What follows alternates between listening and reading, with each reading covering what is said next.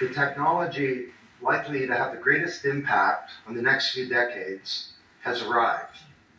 And it's not social media, it's not big data, it's not robotics, it's not even AI. And you'll be surprised to learn that it's the underlying technology of digital currencies like Bitcoin. It's called the blockchain. Blockchain. Now, it's not the most sonorous word in the world, but I believe that this is now the next generation of the internet, and that it holds vast promise for every business, every society, and for all of you individually. Blockchain. You know, for the The past few decades, blockchain we've had the internet of information. technology. And when I send you an email or a PowerPoint file or something, I'm actually not sending you the original, I'm sending you a copy. And that's great. This is democratized information. But when it comes to assets, things like money, financial assets like stocks and bonds, loyalty points, intellectual property, music, art, a vote, carbon credit, and other assets, sending you a copy is a really bad idea. If I send you $100, it's really important that I don't still have money and that I can't send it to you. So this has been called the double spend problem by cryptographers for a long time.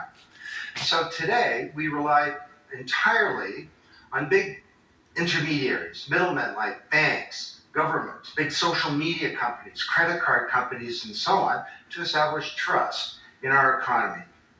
And these intermediaries perform all the business and transaction logic of every kind of commerce, from authentication, identification of people, through to clearing, settling, and record keeping.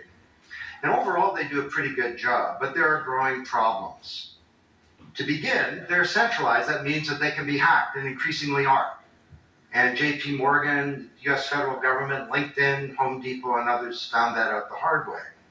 They exclude billions of people from the global economy. For example, people who don't have enough money to have a bank account. They slow things down.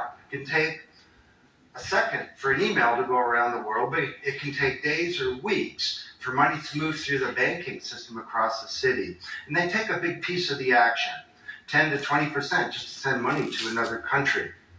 They capture our data, and that means that we can't monetize it or use it to better manage our lives. And our privacy is being undermined.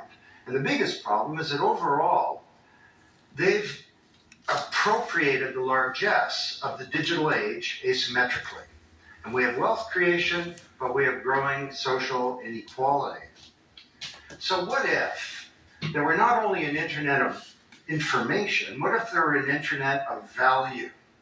Some kind of vast, global, distributed ledger running on millions of computers and available to everybody, and where every kind of asset, from money to music, could be stored, moved, transacted, exchanged, and managed, all without powerful intermediaries.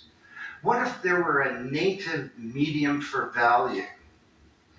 Well, 2008, the financial industry crashed, and perhaps propitiously, an unknown anonymous person or persons named Satoshi Nakamoto created a paper where he developed a protocol for a digital cash that used an underlying cryptocurrency called Bitcoin.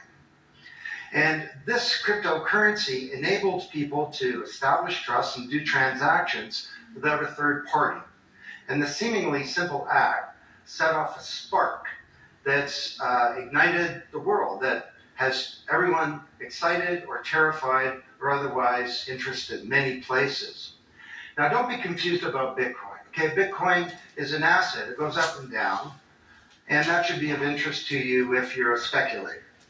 More broadly, it's a cryptocurrency. It's not a fiat currency controlled by a nation state, and that's of greater interest. But the real pony here is the underlying technology. It's called blockchain. So, for the first time now in human history, people everywhere can trust each other and transact peer-to-peer.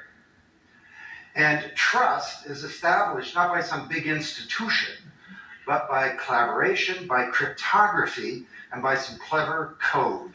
And because trust is native to the technology, I call this the trust protocol. Now you probably want...